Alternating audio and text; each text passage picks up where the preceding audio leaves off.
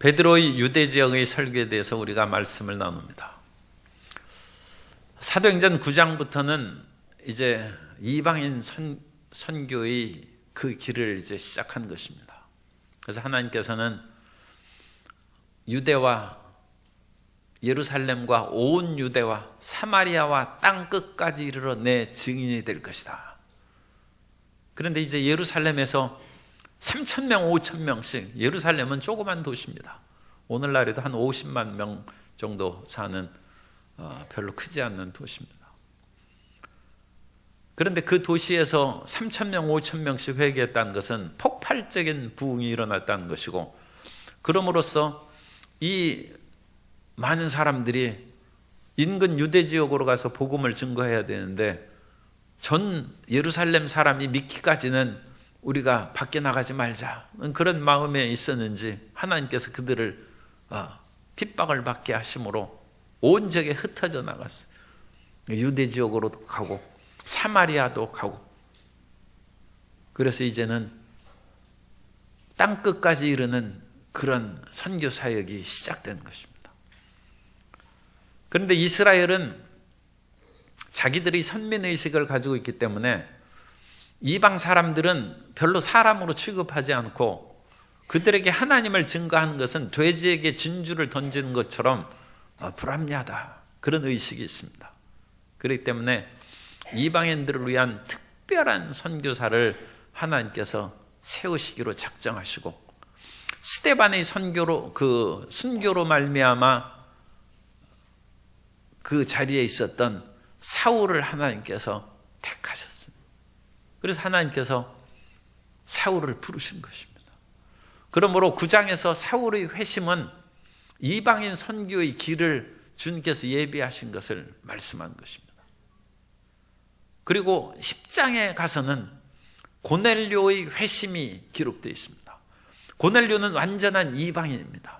백부장으로서 이방인인데, 그 이방인인 고넬료가 베드로의 전도를 통해서 예수님을 믿고 침례를 받고 성령 충만함을 받았어요. 그것은 사울을 통해서도 그 일을 할 수 있죠. 그런데 사울을 통해서 그 일을 행하면, 사울은 원래 예수님의 12제자 속에 들어간 사람이 아니고 부활하신 예수님을 만나서 사도가 된 사람이니까 정규적인 그런 예수님의 제자 그룹에서는 거기에서 속하지 않는 사람입니다. 그러므로 정규 예수님의 제자 안에 속한 수제자인 베드로를 통해서 이방 선교의 길을 열어주는 것이 모든 이방인들이 예루살렘 교회와 하나가 될 수 있는 공식적인 그런 루트가 열린 것이죠. 그래서 10장에서 베드로를 통해서 이제 이방인들도 성령 받는다는 것을 공식화하고, 그래서 열어놓은 그 모든 길에 이제 이방인의 사도로 사울이 활동하는 것입니다. 그래서 이 모든 것은 사도행전 1장 8절의 그 말씀에 의해서 지금 전개되는 것입니다. 그러니까 사도행전의 말씀은 그냥 우리가 문학적인 그런 상황으로 보아도 굉장히 치밀하게 구성된 책입니다.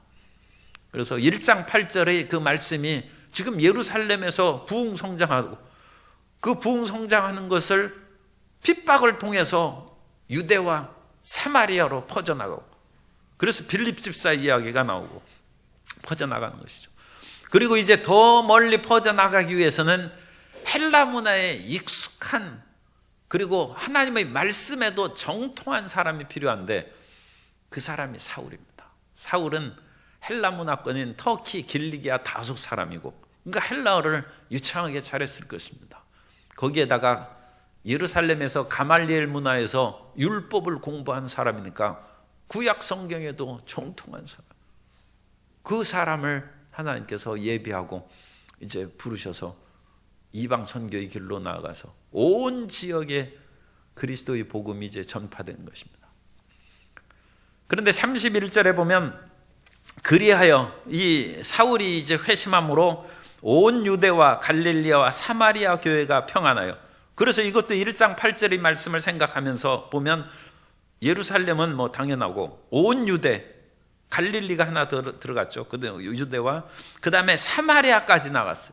그 다음엔 땅끝까지 나가는 것을 우리가 기대해야 됩니다. 그러니까 9장 31절을 읽으면서 사도행전 1장 8절의 말씀을 기억하고 이 앞으로 나아가는 것은 이제 땅끝까지 전파되는 선교 사역의 이야기가 전개될 것이다.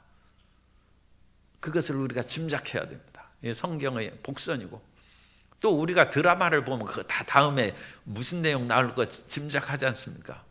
드라마를 짐작할 수 있는 여러분들은 성경을 그렇게 열심히 읽으면 성경의 그런 전개 방향을 짐작할 수 있습니다. 성경을 읽으면서 앞으로 무슨 얘기가 나올 것이 머리에 떠오르지 않는 분은 조금 회개하시고 성경을 더 많이 읽고 성경 암송과 성경 쓰기에 힘써 주시기를 바랍니다. 그러니까 이 다음에 이제 땅끝까지 나가는 일이 생긴다. 그러면 땅끝까지 이르는 그 일을 이제 베드로가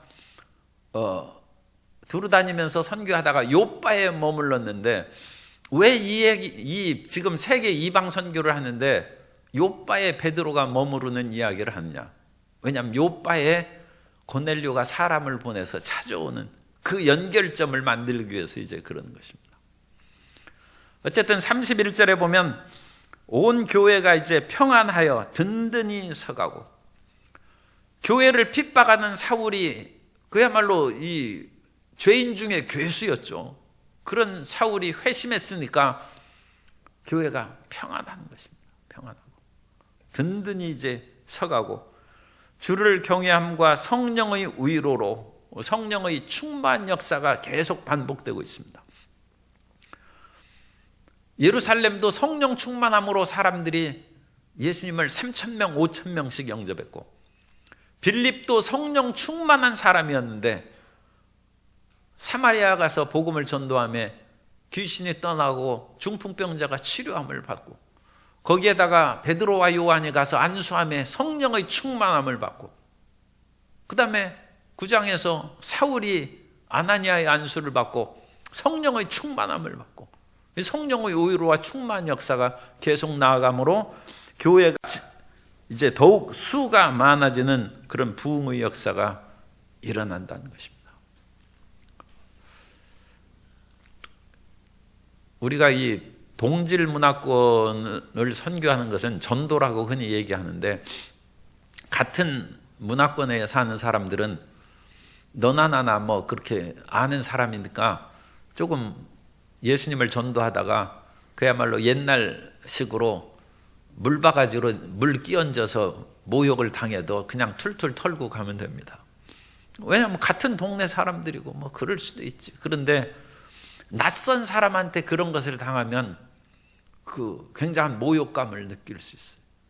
그러므로 다른 문화권에서 복음을 증거할 때는 생명의 위협을 항상 느낄 수가 있습니다.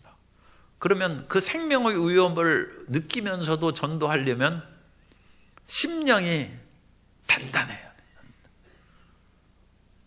그래서 이 심령이 차돌맹이처럼 그야말로 단단하고, 에스겔을 화석같이 부싯돌처럼 내 얼굴을 굳게 하라고 했어요.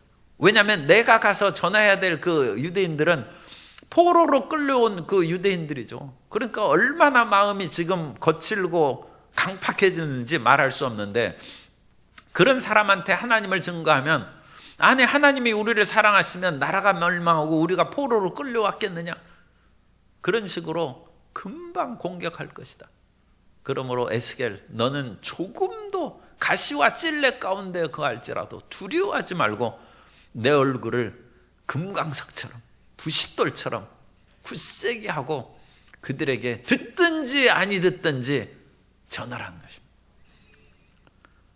그런데 사도 바울이 그 심령이 그렇게 단단한 사람이에요. 이 보통 조금 핍박당하고 그러면 주님 이제 저 전도 안 할래요, 그런 사람들이 가끔 있는데, 고린도후서 한번 들어보시기 바랍니다. 11장 23절에 보면, 그들이 그리스도의 일꾼이냐 정신없는 말을 하거니와 나는 더욱 그러하도다. 내가 수고를 넘치도록 하고 옥에 갇히기도 더 많이 하고 매도 수없이 맞고 여러 번 죽을 뻔하였으니 유대인들에게 40에서 하나 감한 매를 5번 맞았으며 3번 태장으로 맞고 1번 돌로 맞고 3번 파선하고 일주야를 깊은 바다에서 지냈으며 여러 번 여행하면서 강의 위험과 강도의 위험과 동족의 위험과 이방인의 위험과 시내의 위험과 광야의 위험과 바다의 위험과 거짓 형제 중의 위험을 당하고 또 수고하고 애쓰고 여러 번 자지 못하고 줄이며 목마르고 여러 번 굶고 춥고 헐벗었노라.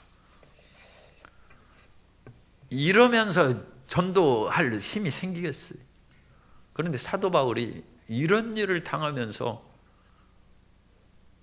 마음을 꺾고 이제 전도 안 합니다. 그렇게 하지 않냐고. 끈질기게 세계 마지막 땅끝까지 복음을 전파할까지는 내 생명을 조금도 아까운 것으로 여기지 않는다. 심지가 견고해야 돼. 마음을 굳세게 하고, 이 세상의 어떤 일을 행할 때도 마음을 굳세게 하는 것이 필요하고, 예수님을 믿는 것은 결단입니다. 그래서 예수님을 처음 믿을 때 딱 해서 하나님께서 그 믿음의 증거를 주십니다. 그래서 예수님을 본 적도 없는데 주를 그리스도, 하나님을 아버지라고 부를 수 있는 것은 그건 기적입니다. 그런데 그와 같은 아버지라고 부르는 말이 나오고 예수님이 구주로 믿어지고 십자가의 보혈로 내 죄가 씻음을 받았다는 것을 믿어졌으면 그 다음부터는 흔들리지 말고 마음을 굳건히 해야 돼. 굳건히. 그래서 끝까지 그렇게 전진해서 나가는.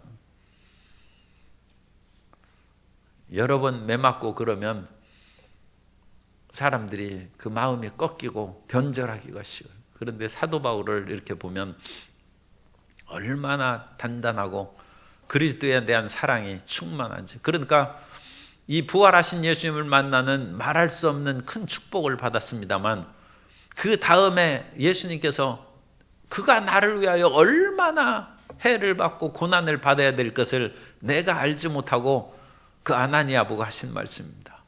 그 사람을 못 믿어 하느냐? 그는 내가 택한 그릇이라. 그래서 이 사울은 어디 놔도 예수님을 증거하다가 그야말로 목숨을 아까워하지 않을 그런 하나님의 일꾼, 그런 하나님이 이렇게 준비를 다 해놨어요. 그리고 나서 이제 이방인 선교의 그런 정식적인 공식적인 그런 선교의 길을 얻기 위해서 베드로를 이제 사용하신 것입니다. 그래서 베드로가 사방으로 다니면서 선교를 하는 거예요. 32절에 보면 그때 베드로가 사방으로 두루 다니다가 루따에 사는 성도들에게도 내려갔더니, 사방으로 다닌다. 이 베드로가 사방에 다니는 것처럼 이 세상은 수없는 그런 그 관찰이 있습니다. 오늘날은 CCTV가 많아가지고 세상의 모든 사람들이 사방에서 감시당하는 거예요. 그러니까 그 세계 곳곳마다 중요 지역에서는 더 말할 것 없이 그 지역 지나가면 다 찍히는 거예요. 다 찍히는 거예요. 우리의 모든 그런 것들이 다 드러나고 있습니다.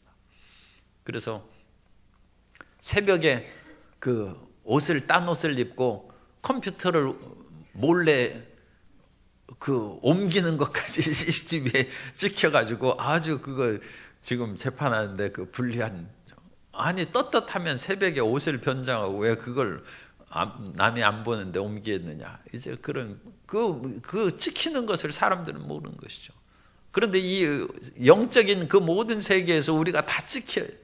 그리고 우리가 하나님 앞에 설 때는 그 모든 찍힌 것이 순식간에 파노라마처럼 지나간다.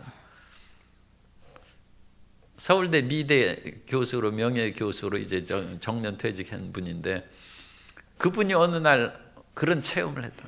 자기가 하나님 앞에 서서 자기 일생을 살펴보는데 한 67세 정도의 그 체험하지 않나. 그러니까 이 60여 년의 그 모든 일생을 순식간에 그 모든 것이 빠짐없으면서도 순식간에 다 지나가더라고요.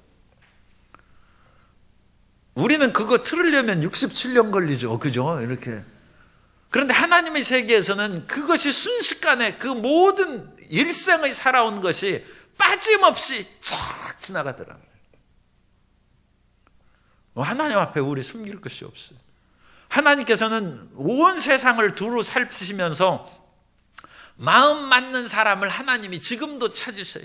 옛날에 다윗을 찾으신 것을 사도행전 13장 22절에 보면 사울을 이제 패하시고 다윗을 왕으로 세우시고 증언하여 이르시되 내가 이새의 아들 다윗을 만나니 내 마음에 맞는 사람이라 내 뜻을 다 이루리라 하시더니 하나님이 사람들을 찾고 다니시다가 다윗을 만나니 내 마음에 맞다. 그래서 그 하나님의 뜻을 다 다윗을 통해서 이룬다. 그래서 다윗은 하나님의 마음에 합한 사람. 참 보통 복된 사람이 아니죠. 이처럼 그런 축복받은 마음을 가진 사람이 세상에 얼마나 되겠습니까? 그러나 우리 성도님들은 다 하나님의 마음에 합한 사람이 되시기를 주님 이름으로 축복합니다. 그 사람이 되고 그 하나님이 찾고 기뻐서 내가 오늘 사람 찾았다.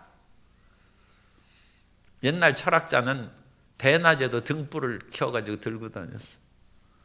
당신 왜 이런 짓을 합니까? 사람 찾는다 이거예요. 나는 등불을 들고 사람을 찾으러 다닌다. 수많은 천사들이 하나님의 명령을 받고 하나님의 일을 행할 사람들을 찾으러 다니는. 그런데 또 우리가 나쁜 마음을 먹어서는 안 돼. 왜냐하면 마귀도 찾으러 다녀요. 욥기 1장 7절 이하에 보면 야훼께서 사탄에게 이르시되 내가 어디서 왔느냐? 사탄이 야훼께 대답하여 이르되 땅을 두루 돌아 여기저기 다녀왔나이다. 야훼께서 사탄에게 이르시되 내가 내 종 욥을 주의하여 보았느냐? 그와 같이 온전하고 정직하여 하나님을 경외하며 악에서 떠난 자는 세상에 없느니라. 사탄이 땅을 두루 돌아 여기저기 다녀왔는데 욥도 봤다는 거예요. 그죠? 그런데 욥은 건드리지 못했어요. 왜냐하면 순전하고 정직하여 악에서 떠나 있기 때문에. 그런데 하나님께서 칭찬하자 어찌 까닭없이 욥이 하나님을 경외하겠습니까? 그가 소유한 것을 거두면 틀림없이 하나님을 욕할 것입니다. 그래서 이제 그 시험이 내기가 시작된 것이죠. 어쨌든 마귀도 두루 다니면서 삼킬 자를 찾는 거예요. 악한 원수 마귀가 우는 사자처럼 삼킬 자를 찾는 거예요. 그런데 그 삼키는 것은 육신의 정욕, 안목의 정욕, 이생의 자랑으로 빠져있는 사람이 그 악한 마귀의 먹잇감이 되는 거예요. 먹잇감이 되죠. 우리가 죄에서 벗어나서 우리 마음에 하나님을 향하여 올곧게 있는 사람은 건드릴 수 없습니다. 그러니까 이 세상은 하나님의 선한 영들도 끊임없이 쓸만한 사람을 찾고 마귀는 두루 다니면서 삼킬 자를 찾고 베드로는 사방으로 다니면서 믿을 사람을 찾고 치료할 사람을 찾고 그러다가 사방으로 두루 다니다가 루다에 나왔어요. 루다에 사는 성도에게 여기는 이제 특별하게 이 루다와 욥바에 있는 그런 성도는 믿는 사람을 치료하시는 얘기입니다. 이것도 아주 특별한 것입니다. 성경에서 지금까지 나온 그 얘기로는 안 믿는 사람들에게 치료와 기적을 베풀어서 예수님을 믿게 하는데 하나님께서는 안 믿는 사람도 고치지만 믿는 사람도 치료해 주십니다. 그래서 루다에 사는 성도에게 내려갔어요. 그런데 이 성도님이 어찌됐는지 8년 동안 중풍병으로 그와 같이 침상에 누워 있는데 아예 치료를 못 받았어요. 8년 동안 기도를 했는지 아니면 기도를 이 병은 못 고친다고 해서 기도를 안 했는지 알 수가 없어요. 그런데 어쨌든 성도 가운데 애니아라는 사람이 8회 동안 고통을 겪고 있다. 보통 중풍병을 8년 동안 앓고 있으면 세상 의학에서는 이제 못 고친다고 그러죠. 그러나 베드로가 고친 것이 아니라 예수님께서 고친, 하나님께서는 고치실 수 있습니다. 그러니까 이 모든 것으로 굳어진 마음을 가질 필요는 없습니다. 하나님께서는 죽은 자를 살리시고 없는 것을 있는 것 같이 부르시는 하나님이십니다. 그래서 이 에니야가 8년 동안 누워있는데 베드로가 이르되 에니야가 예수 그리스도께서 너를 낫게 하시니 일어나 내 자리를 정돈하라. 일어나 내 침상을 들고 걸어가라. 그 말씀처럼 베드로도 똑같이 하는 거예요. 이 참 놀라운 것입니다. 예수님께서 사람들을 치료하시고 고치시고 그럴 때 누가복음 5장 24절에 보면 그러나 인자가 땅에서 죄를 사하는 권세가 있는 줄 너희로 알게 하리라 하시고 중풍병자에게 말씀하시되 내가 내게 이르노니 일어나 내 침상을 가지고 집으로 가라 하시매. 일어나서 내 자리를 정돈하라. 일어나서 내 침상. 베드로는 예수님께 보고 들은 대로 지금 보고 들은 대로. 예수님께서는 이 땅에 오셔서 천국 복음을 전파하시고 하나님의 말씀을 가르치시고 병든 자를 치료하셨습니다. 이것이 예수님의 3대 사역입니다. 우리가 예수님과 더불어 그 길을 따라간다고 오늘 찬송을 했지 않습니까? 나도 그 길을 따라가는 것은 복음 전파하는 것만 그것이 뭐 어디 땅끝까지 저 아골골짝 아프리카의 뜨거운 투르카나에 가서 전도하는 것만 그 따라가는 것이 아니라 그건 복음을 전하는 것이죠. 또 하나 사역은 가르치는 거예요. 부지런히 자기 자식 잘 가르치면 되는 거예요. 예수 믿게 자기 자식 가르치는 것이고 교구 꼭 그렇게 생각할 필요는 없지만 어쨌든 교구에서 권사님 되고 교구 회장 되면 가르칠 줄 알아야죠. 그죠? 그래서 성도님들에게 말씀을 가르칠 수 있어요. 말씀을 권면한다. 예수님의 사역이에요. 예수님을 믿으라는 것도 복음 전파의 중요한 사역이고 하나님 말씀을 가르치는 것도 중요한 사역이고 또 한 가지는 뭐예요? 병든 자를 치료해야죠. 그러니까 집에 누가 아프면 빨리 병원 가자 하지 말고 먼저 기도를 해주고 병원에 데려가든지 그러셔야죠. 특히 집안의 가장은 하나님께서 가장에게 축복의 권세를 주셨기 때문에 집안을 세우시는 그런 권한이 있습니다. 그러니까 혼자 사는 어머니는 그분이 가장이에요. 그러니까 그 어머니가 이제 그 안수기도 해줄 수 있어요. 자기 가족에 있어서는. 병을 낫게 해야죠. 예수님께서 병자를 치료하셨을 뿐만 아니라 이와 같이 말씀, 천국 복음을 전파하시고 복음 전파입니다. 전도하는 것입니다. 두 번째는 믿는 사람들에게 말씀을 가르치는 것이죠. 가르치시고 세 번째는 각색 병자들을 다 고치셨다. 그리고 나서 제자들에게도 너희도 이같이 하라고 했어요. 그 예수님의 제자들도 가면서 주님 말씀으로 하나님의 나라가 갖고 왔다 전파하고 너희 가운데 있는 병든 자를 치료하고 제자들도 그렇게 했어요. 오늘날 우리에게도 주님께서 말씀하셨죠. 마가복음 16장 18절에 믿는 자들에게는 이런 표적이 잇따르리니 곧 그들이 내 이름으로 귀신을 쫓아내며 새 방언을 말하며 뱀을 집어올리며 무슨 독을 마실지라도 해를 받지 아니하며 병든 사람에게 손을 얹은즉 나으리라 하시더라. 그래서 오늘날 우리 크리스찬들에게도 이 사명이 있는 것입니다. 이 사명. 병든 사람을 위해서. 그런데 병든 사람을 위해서 기도할 때는 일단 자기 가족에 국한시켜야 되고 이제 주의 종이 되면 자기 교구 식구들이에요. 그래서 주의 종이라고 해서 길 가는 사람 하나 붙잡고 기도하면 또 신뢰할 수가 될 수도 있죠. 그러니까 자기의 소속한 그런 사람 안에서 이와 같은 말씀을 지키고 하나님의 역사가 드러나기를 우리가 믿어야 되는 것입니다. 그런데 그 일을 행할 때 어떻게 행하느냐? 예수님이 하신 것처럼 그렇게 행한다. 베드로가 일어나 내 자리를 정돈하라 한 것처럼 일어나 내 침상을 들고 가라는 예수님 말씀을 기억하고 지금 치료는 예수님이 하시는 것입니다. 그러니까 예수님의 말씀을 해야죠. 예수님이 하신 말씀을 하면 그 말씀 가운데 성령께서 역사하셔서 치료의 능력이 나타나는 것입니다. 내게 능력이 있는 것이 아니죠. 예수님이 치료자이십니다. 이 세상에 어떤 신유의 능력을 가진 사람도 그 사람이 치유자가 아닙니다. 치유자는 오직 예수님이십니다. 만일 자기가 치유자라고 하는 사람은 그건 마술사입니다. 그 사람은 마술사고 가짜입니다. 치유는 하나님이 하시는 것입니다. 그러니까 우리는 하나님의 역사하심을 믿고 예수 이름으로 그 일을 똑같이 수행하는. 그래서 베드로가 그렇게 얘기하니까 이 애니야가 8년 동안 누워 있었는데 벌떡 일어났어요. 그러자 루다와 사론에 사는 사람들이 다 그를 보고 죽게 돌아오니라. 그래서 믿는 사람을 치료함으로써도 수많은 사람들이 예수님을 믿는 것이죠. 그래서 믿는 사람이 어째 저러는고 하고 좀 여기 마음에 아픔이 있었을 거예요. 애니야가 더군다나 8년 동안 누워 있었으니까. 이때는 예수님이 십자가의 사역을 마치고 기적의 역사를 이 땅에 계시면서 행하신 지 별로 오래 지나지 않은 때죠. 지금 예수님의 첫 제자들이 다 살아서 활동하니까. 그런데 어찌 이 사람이 이렇게 예수님 믿고도 고침을 받지 못하고 누워 있는가?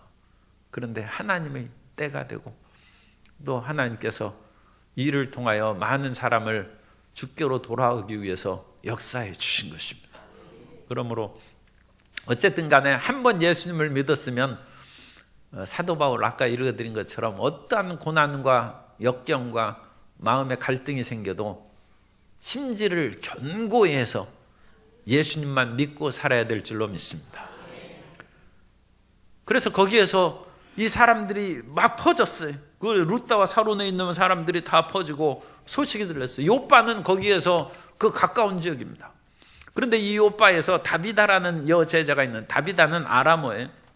아람어고 번역하면 도르가나, 헬라어로 번역하면 도르가다. 그래서 도르가나 다비다나 다 암사슴 또는 노루 그 종류입니다. 그러니까 사슴과 노루 종류를 그렇게 이제 다비다라고 부릅니다.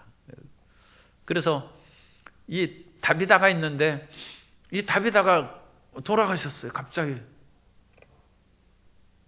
그런데 소식이 들렸어요. 사람이 죽으면 우리 이스라엘에서는 당일날 장사 지냅니다. 그런데 이 도르가가 다비다가 죽었는데 장사를 안 지냈어요. 왜 안 지냈겠습니까? 베드로가 애니야를 중풍병에서 치료한 것이 소식이 쫙 인근에 퍼졌기 때문에 예수님의 수제자 베드로가 가까이 있으니까 빨리 모셔오면 주님께서는 죽은 나사로도 살렸으니까 혹시라도 이 다비다를 살릴지 모른다. 그래서 그 시체를 장사하지 않냐고 씻어서 다락방에다 그렇게 뉘어놨어요. 그리고 베드로를 청하며 베드로가 와보니까 이제 그 도르가가 다락에서 이제 누워서 죽어 있어요. 그러자 39절에 보면 베드로가 일어나 그들과 함께 가서 이르매 그들이 데리고 다락방에 올라가니 모든 과부가 베드로 곁에 서서 울며 도르가가 그들과 함께 있을 때 지은 속옷과 겉옷을 다 내보이거늘. 그래서 이 도르가가 착한 일을 많이 한 것 같습니다. 우리가 착한 일을 한다고 해서 어디 연말이 되어서 1억을 헌금하고 뭐하고 그런 것만 착한 것이 아니라 자기가 할 수 있는 일을 하는 거예요. 그래서 그 당시에는 옷 그런 것도 귀하니까 그 네이하고 겉옷을 이렇게 만들어서 불쌍한 과부들에게 그와 같이 나눠주고 입혀주고 이제 그렇게 했습니다. 그래서 이 선행을 한 것을 기억해서 저 사람은 그런 사람은 없겠지만 너무 나쁘기 때문에 빨리 그냥 묻고 땅 깊이 묻으라고 그런 사람인데 뭐 어떡하겠어요. 그죠? 다시 살아날까 무섭다. 그렇게 해가지고 그럼 이제 큰 문제죠. 큰 문제. 그런데 이 도르가는 너무 착하기 때문에 땅에 묻을 수가 없어요. 그래가지고 여기는 동굴 무덤이나 그런 데 쓰기 때문에 거기다 무덤에 갖다 놔도 다시 동굴문 열면 꺼내올 수도 있어요. 그런데도 아직 동굴 무덤에 매장을 안 하고 다락에 그냥 넣어놨어요. 그 사람이 어쨌든 착하게 살아야 돼. 착하게. 선행과 구제가 굉장히 하나님께 상달되는 귀한 그런 일입니다. 그 베드로가 이제 그것을 보고 40절에 베드로가 예수님하고 똑같이 하는 거예요. 이런 경우가 혹시 성도님들에게 있어도 예수님 기억하고 성경 말씀을 기억하고 똑같이 하면 살리시는 것은 하나님이 하시는 것입니다. 베드로가 사람을 다 내보냈어요. 야이로의 딸이 죽었을 때 예수님께서 사람들을 다 내보내고 그 부모와 예수님의 세 제자만 데리고 들어갔죠. 그런데 이제 베드로는 이제 그런 다른 제자는 없으니까 예수님처럼 어쨌든 사람을 다 내보내고 그 다음에 무릎을 꿇고 기도하고 돌이켜 시체를 향하여, 여기서 돌이켰다는 것은 시체의 반대 방향으로 있었다는 것을 말하죠. 그러니까 베드로가 지금 시체를 바라보고 있지 않아요. 자기의 죽음, 자기 문제를 바라보면 사람은 낙심하게 돼 있어요. 베드로가 시체에 돌아앉았어요. 돌아앉아서 예수님을 생각하고 기도하고 있는 거예요. 주님, 이 도르가가 지금 이와 같이 선행을 하고 열심히 주님을 믿고 살다가 갑자기 돌아가셨는데 어떻게 하면 좋겠습니까? 수많은 과부들이 눈물을 흘리면서 살려달라고 하는데 주님, 긍휼히 여기소서 이 도르가를 살려주옵소서. 그러다 보니까 이제 이거는 그 마음에 비주얼라이즈, 그런 영상이 떠오르는 거예요.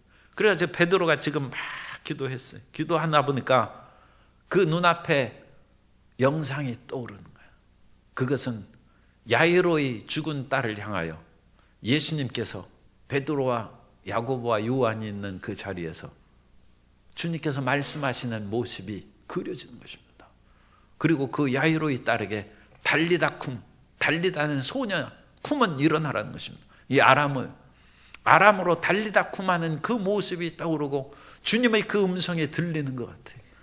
기도하다가 그 마음에 그와 같은 영상이 떠오르면 그 응답되는 것입니다. 베드로가 딱 기도하다가 그 영롱한 주님의 치료하심과 야이로의 딸이 살아나는 것이 눈에 딱 떠오르자 시체를 향하여 딱 돌이켜서 그 죽은 시체를 도르가를 보면 다비다 쿰, 아람어로 얘기하면 다비다 쿰입니다. 다비다야 쿰, 일어나라. 달리다 쿰하고 다비다 쿰은 하나 L과 B 스펠링 한자만 틀려, 한자. 그러니까 예수님하고 똑같이 얘기했다는 거예요. 달리다 쿰, 소녀야 일어나라. 다비다 쿰, 다비다야 일어나라. 쿰이 일어나라는 거예요. 예수님과 같이 행하면 됩니다. 우리가 예수님을 따라가는 것은 예수님 가신 길을 그렇게 졸졸 쫓아가는데 그건 어찌요? 그것만 흘리면 예수님의 말씀을 쫓아 살아가는 것이고 예수님이 행하신 대로 우리도 말씀을 선포하는 것이고 애니아 중풍병자에게도 자리를 들고 일어나라. 예수님이 하시는 것. 그러니까 성경 말씀을 통해서 그 예수님의 모습을 우리가 마음에 그려보고 그 누워있는 환자가 나인 것처럼 거기에다 밀어놓고 예수님께서 일으켜 세우는 모습을 생각해서 마음에 그 영상이 딱 박히면 우리는 일어나는 것입니다. 우리는 치료받는 거예요. 그래서 그 분명한 목소리로만 기도하지 말고 눈으로 기도하고 마음속에 그런 영상이 그려지도록 기도하시기를 바랍니다. 그래서 베드로가 이 야이로의 딸을 살려내신 모습이 마음에 떠오르고 야이로의 딸처럼 똑같이 예수님을 본받아서 다비다 쿰 하니까 그냥 다비다가 일어났어요. 다비다야 일어나라 하니 그가 눈을 떠 베드로를 보고 일어나 앉는지라. 그래서 베드로가 손을 내밀어 일으키고 그 자리에서 금방 일어나서 또 과부들에게 가서 살아났다고 보여주고 그러니까 얼마나 그 사람들이 놀라고 기뻐했겠습니까? 그래서 온 요파 사람이 알고 많은, 여기서 온 요파라는 이런 표현들이 나오고 35절에 보면 루따와 사론에 사는 사람들이 다 그를 보고 죽게 나온다. 그리고 42절에 온 요파 사람, 이것은 요파 사람이 10,000명이면 10,000명이 다 나왔다는 그런 의미는 아닙니다. 그냥 그 예수님께서 택하시고 믿을 사람들은 많이 다 나왔다는 그런 의미지, 10,000명 그 온 시민이 마을 사람들이 다 했다는 그런 뜻으로는 생각 안 하시죠. 그렇게 이해하셔야 됩니다. 그리고 그것은 또 갈뱅의 주석에도 이것은 모든 한 사람도 남김없다는 그런 뜻이 아니고 많은 사람이 죽게 나왔다. 그래서 많은 요파 사람이 알고 많은 사람이 주를 믿더라. 그래서 우리가 예수님이 하신 대로 그와 같이 행하면 돼. 이제 우리 치료받고 또 남에게 치유를 기도할 때 어떻게 기도해야 되는지 기억이 이제 방법이 생각나시죠? 예수님께서 하던 그 모습을 생각하시고 그 예수님이 하던 것처럼 똑같이 말하고, 치료자인 예수님 이 자리에 임하여 주옵소서, 성령으로 역사하여 주옵소서. 그리고 그것이 마음에 떠오르고 믿어지면 기적이 일어나는 것입니다. 항상 그 모습을 항상 떠오르고 생각을 하세요. 어릴 때는 만화 보고 그래도 밤에 잘 때 꿈에 떠오르고 그러는데, 성도 여러분 어떻게 그런 꿈 꾸십니까? 떠오르는. 그래서 성경 말씀을 이렇게 생각하고 그걸 그려보고 밤에 그걸 꿈꿔야 돼. 그래서 주님, 성경 읽은 모습대로 꿈꾸게 해 주옵소서. 그리고 그런 꿈꾸는 것이 익숙해지면 눈을 떠도 보이고 눈을 감아도 보이고, 그래서 우리 마음 가운데 기도하는 것이 꿈꿔지고 영상화되면 주님께서 성령으로 역사해 주십니다.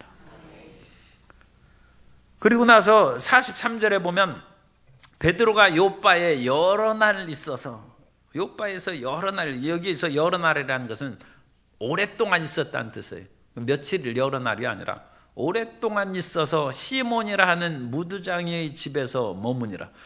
베드로가 왜 지금 32절에 보면 사방으로 두루 다니다가 요빠에서는 왜 딴 데 안 가고 여러 날 머물러요? 고넬료 보낸 사람 기다리느라고 그러는 거예요. 베드로도 딴 데 가고 싶지가 않아요. 자기가 웬일일까 싶은 생각도 들겠죠. 그리고 베드로가 뭐 생활이 아니면 여건이 어떻게 넉넉하지 못했는지 유대인들이 싫어하는 이 무두장이 집에 머물고 있어요. 이 무두장이는 짐승 가죽을 그렇게 무두질해서 먹고 사는 사람인데, 유대인들은 이 죽은 시체를 부정한 그 만지는 것을 부정하게 여기니까 이 무두장이는 아주 천한 직업입니다. 베드로는 그런 아주 가난하고 낮은 사람의 집에 머무르고 있으니까 베드로가 대접 잘 받아서 이 집에 오래 머무는 것은 아닙니다. 오히려 하루빨리 이 집에서 떠나고 싶은 마음이 들 수도 있어요. 왜냐하면 부정하게 여긴 그 유대인의 그런 관습이 있으니까 좀 깨끗한 데 있는 것을 좋아하겠죠. 그런데도 불구하고 하나님께서는 이 무두장의 집에 계속 가지 말라는 거예요. 왜? 고넬료가 보낸 사람 기다려야 돼. 오늘날에도 요빠에 가면 이 시몬 더 테너라는 집이 있어요. 거기다, 그런데 그건 영어로 그냥 써놨어요. 이게 지금부터 2000년 전의 일인데 그 집이 지금 남아있겠습니까? 그런데 우리가 거기 가면 시몬 이 무두장이 집에 거기 한번 가보고 싶잖아요. 그래서 어떤 사람이 너무 고맙게도 거기다가 무두장이 시몬의 집이라고 거기다 써놨어요. 그래서 우리가 보면 그냥 그래도 감격스럽습니다. 그래서 언제 성지순례 가서 요빠에 가면 거기 한번 찾아보도록 하겠습니다. 오늘 우리 말씀을 생각하시면서 정리하면, 하나님께서는 세계 선교를 위해서 사울을 예비하셨고, 지금 베드로를 통해서 고넬료 집안을 선구함으로 이방 선교를 공식화하는 일을 진행하고 계십니다. 이런 것처럼 우리의 삶이 하나님의 섭리 가운데, 하나님의 인도하심 가운데 맞는 삶을 살게 해달라고 우리가 기도해야 되고, 우리가 살아가는 그 모든 삶에 끊임없이 이런 죽거나 아프고 그런 문제가 다가올 때 예수님의 말씀대로 우리가 생각하고 말씀대로 영상을 그려봄으로 치료받고 다시 살아나는 기적을 우리가 체험해야 될 줄로 믿습니다.